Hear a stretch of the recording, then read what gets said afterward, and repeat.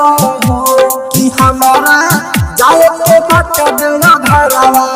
घरवा के तना ले बहो presented by Nitesh Lal Entertainment। घरवा के तना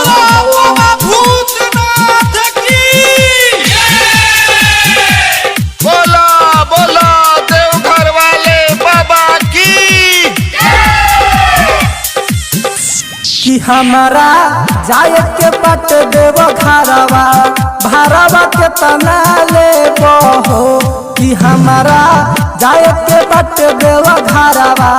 भरवा के तना ले बहो भरवा के तना ले बहो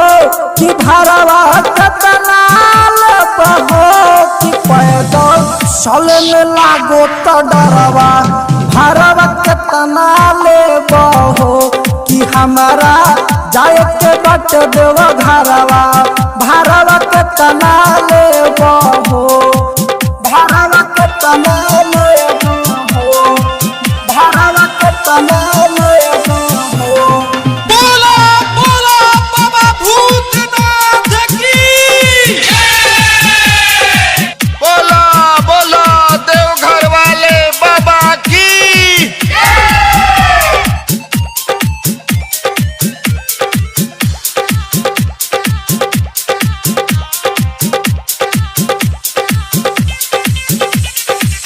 कामर पैसा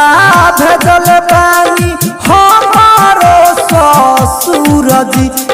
हमारो ससुर जी हमारो ससुर जी चलत चलत थाक के बैठल बानी हमरो भसुर जी बानी हमरो भसुर जी कितना ले बहो कि भरवा कितना ले बहो कि हमारा जाए के बट देव घरवा भरवा कितना ले बहो कि हमारा जाए के बट देव घरवा भरवा कितना ले बहो कि हमारा जाए के बट देव घरवा भरवा कितना ले बहो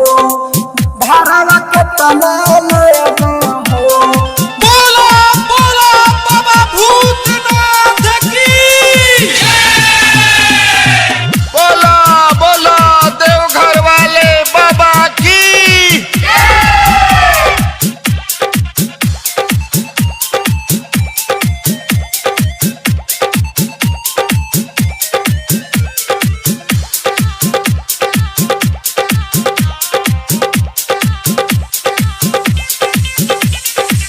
राइटर मसून हमारा के पहुँचाई दहो हो हमारा के पहुँचाई दहो गाँव के बारन के ड्राइवर हमारा के धाम घुमाई दहो हो हमारा के धाम घुमाई दहो